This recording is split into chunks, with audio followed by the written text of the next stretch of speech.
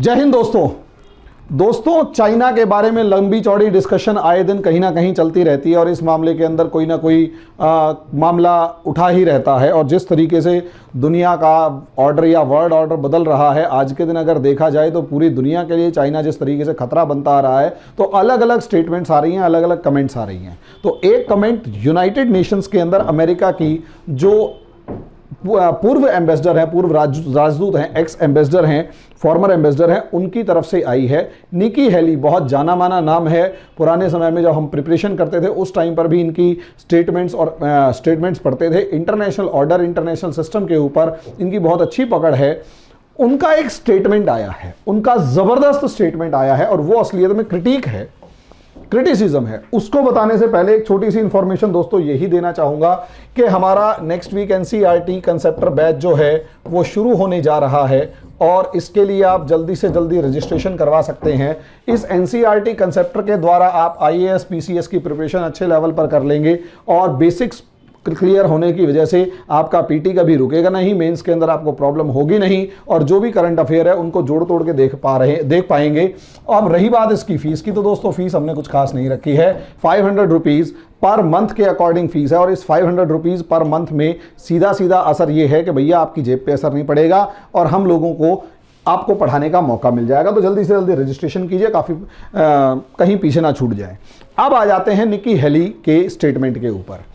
निकी heli ने बहुत ही कठोर शब्दों में, बहुत ही कठोर या यूं कहें कि कड़े शब्दों के अंदर इस टाइम पर G7 मीटिंग जो हुई उसकी और नाटो मेंबर्स की खिंचाई करी है। G7 और नाटो मेंबर्स की खिंचाई करी है और जबरदस्त लेवल पर खिंचाई करी है। उन्होंने चाइना के लिए जो अपना ओपिनियन रखा है वो लगभग आंखें खोल देने वाला है और ताइवान को लेकर जिस तरीके की चिंता जताई है उसको लेकर तो पूरी दुनिया के अंदर सच में चिंता हो जानी चाहिए। यस, ताइवान को लेकर जिस तरीके की चिंता जताई है उसको लेकर तो पूरी दुनिया के अंदर चिंता हो जानी चाहिए, यहां तक मैं कह रहा हूं।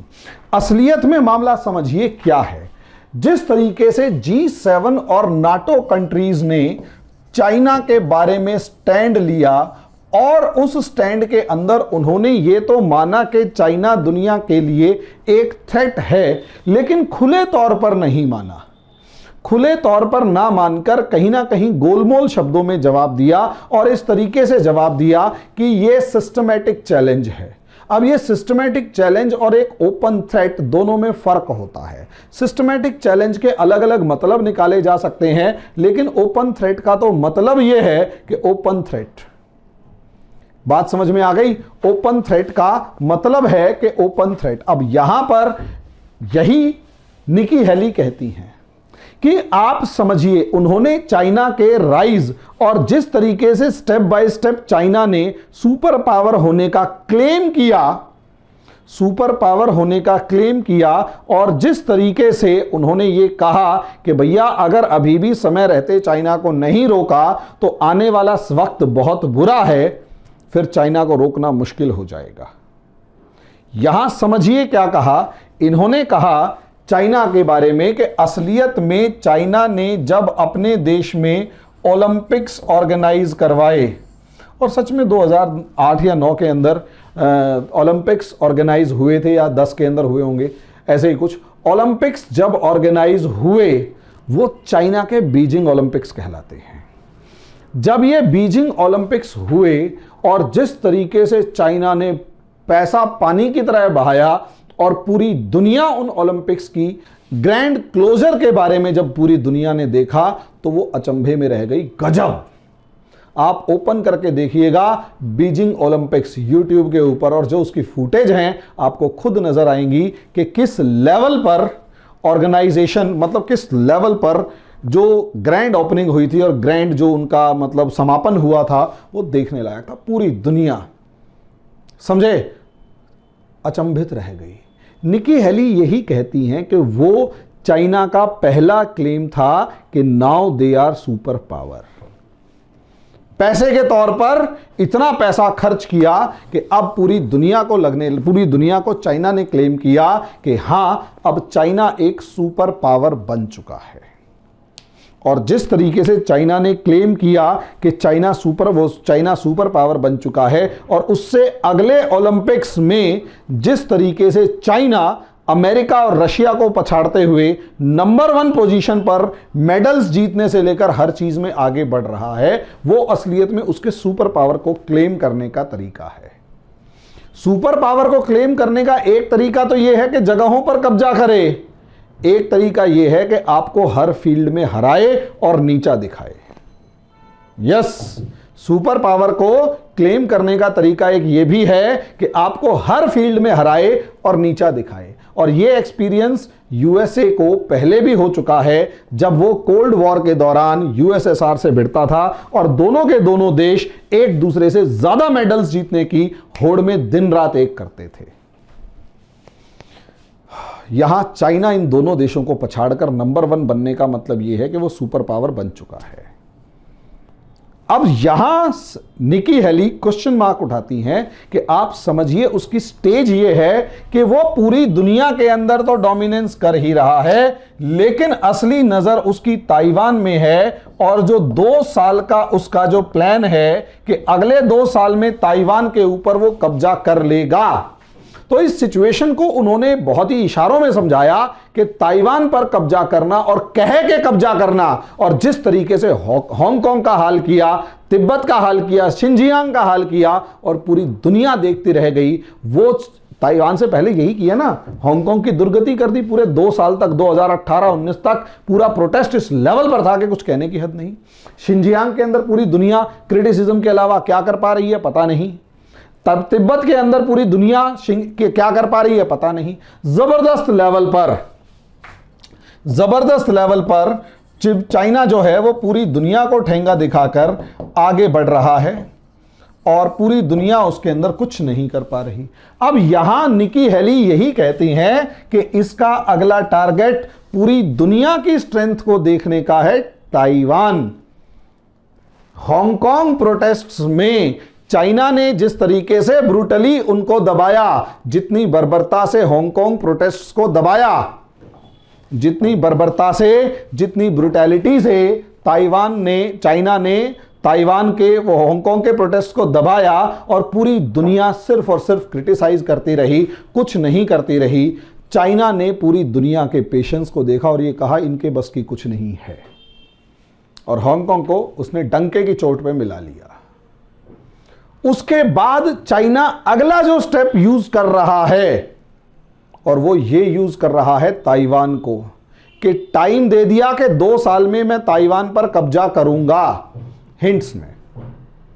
और अमेरिका से लेकर दुनिया के दूसरे देश जो इस टाइम पर पूरी ताकत के साथ ताइवान के साथ खड़े तक नहीं हो पा रहे हैं। यूरोपियन नेशंस ने आज तक ताइवान के साथ खुला ओपन ट्रेड नहीं डिक्लेयर किया। इवन इंडिया भी कमजोर है इस मामले में। इंडिया भी चाइना को खुले तौर पर नाराज नहीं करना चाहता। पूरी दुनिया के जितने भी देश हैं वो ये सोच रहे हैं पहले आप, पहले आप, पहले आप, पहले आप। वो चाइना को खुल के सपोर्ट नहीं करना चाह रहे, सॉरी ताइवान को खुल के सपोर्ट नहीं करना चाह रहे, और हम चाइना को खुल के अपोज नहीं करना चाह रहे। और यही एक कारण है कि इस टाइम पर ताइवान के ऊपर चाइना की नजर है और दुनिया की औकात देखना चाहता है। और निकी हेली यही तो कह रही हैं कि अगर चाइना ने ताइवान पर कब्जा कर लिया तो इसका मतलब पूरी दुनिया के देशों का हौसला टूट जाएगा और ताइवान जो है वो चाइना के कब्जे में चला जाएगा। उसके बाद आप चाइना को रोक नहीं पाओगे। अच्छा, इसको हालांकि एग्जांपल नहीं दिया, इसका मैं एग्जांपल दे सकता हूं।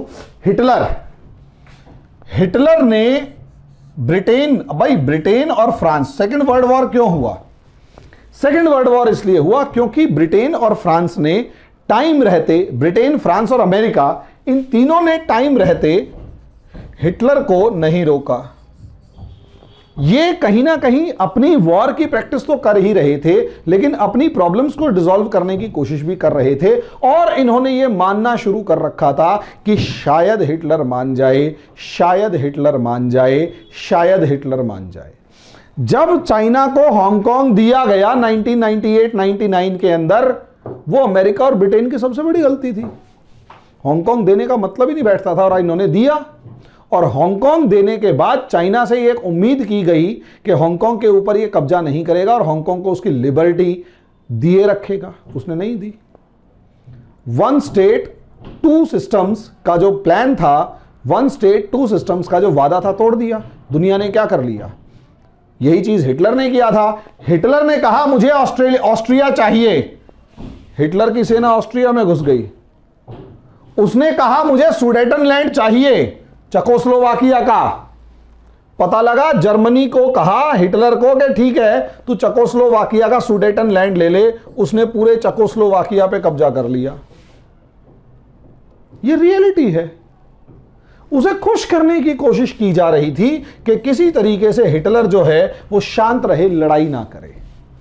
हिटलर शांत रहे, लड़ाई ना करे। हिटलर शांत रहे और वर्ल्ड वॉर को टाल दिया जाए।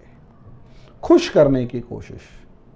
यही रीजन है जब पोलैंड का नंबर आया और पूरे पोलैंड पे कब्जा कर लिया हिटलर ने, तब जाके दुनिया को लगा कि यार अब तो हिटलर को रोकना पड़ेगा। लेकिन तब तक तो बहुत देर हो चुकी थी। हिटलर इतनी तैयारी कर चुका था और दुनिया को धूल चटाने की पूरी कोशिश में लगा हुआ था। सोचकर देखिए ना, इस पूरे इलाके पर कब्जा। यहां स्विट्जरलैंड है, ये लड़ाई में हिस्सा लेगा नहीं। बेल्जियम और नीदरलैंड छोटे छोटे हैं। फ्रांस के ऊपर हमला करते हुए देरी कितनी लगेगी? यस, फ्रांस पे हमला करते हुए देरी कितनी लगेगी? एक ही फ्रंट तो रह गया। उसके बाद रशिया को तो वैसे ही खुश कर रखा है कि भाई तू तो अपना भाई है, दोस्त है। यस, मोलोटोव रिबेनट्रॉप पैक्ट हुआ था ना रशिया के साथ कि मैं तो तेरे ऊपर 10 साल तक हमला नहीं करूंगा और पोलैंड आधा आधा बांट लेंगे। स्टालिन खुश, कहता ठीक है जो करना है कर, पोलैंड मुझे आधा दे दियो। जर्मनी ने फ्रांस पर हमला किया, फ्रांस अकेला पड़ गया था। बहुत बुरी तरह धोया फ्रांस को।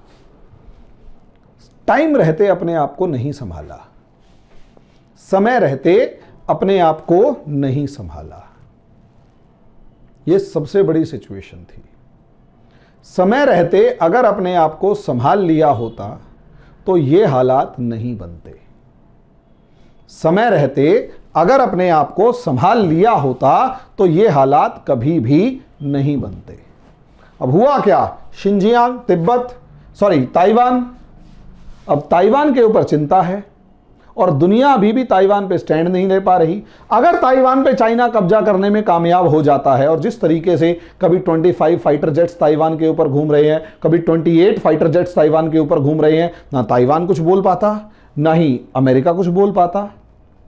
वो बस घुर्कियां डाल रहे हैं, ब्रिंकमैनशिप वाली पॉलिसी दिखा रही हैं, एक दूसरे को गुर्राने का काम कर रही हैं। तो निकी हेली यही कह रही हैं अगर ताइवान पे कब्जा हो गया, अगर ताइवान पे कब्जा हो गया तो आपके हाथ से ये साउथ चाइना सी ये निकल चुका है, ये साउथ ईस्ट एशिया के देश हैं ये निकल चुके हैं और कोई बड़ी बात नहीं है ये वाले देश भी निकल जाएं, फिर चाइना को रोकना नेक्स्ट टू इम्पॉसिबल हो जाएगा। कहां रोकेंगे चाइना को? और चाइना बिल्कुल जिसे कहते हैं कि पागल सांड हो जाएगा, वो तो किसी के काबू में आने वाला ही नहीं है। फिर कैसे कैसे और कहां कहां रोकेंगे ये सोच लीजिएगा।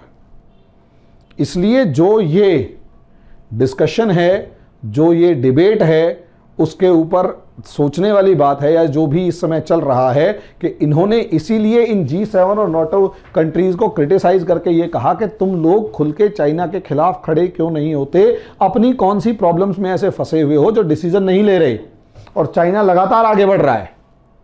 खुल के धमकाया है और सच में दुनिया के लिए खतरा है। सोच कर देखिए ना, ताइवान को अगर कब्जा कर लेता है तो चाइना के हौसले कितने बुलंद होंगे और दुनिया के अंदर फिर तो उसको लगेगा कि मेरे अगेंस्ट खड़ा होने वाला कोई भी नहीं और मैं तो न्यूक्लियर बॉम्ब और वर्ल्ड वॉर की धमकी देकर पूरी दुनिया को अपने कदमों के नीचे कुचल सकता हूं, पूरी दुनिया को अपने कदमों के नीचे कुचल सकता हूं। तो इसलिए चाइना को रोकना जरूरी है। और ये जो देश हैं, खासकर नाटो और G7 जो अपने आप में दुनिया के चौधरी बने फिरते हैं, ये लोग आज के दिन खुद डरे हुए हैं और लड़ाई से बचना चाह रहे हैं। और आगे आने वाले समय में इनके ये जो डिसीजंस हैं ये कहीं ना कहीं खतरे की ओर इशारा कर रहे हैं। बाकी जैसा भी होगा इसके ऊपर भी डिस्कशन किया जाता रहेगा। अभी के लिए इतना ही, धन्यवाद।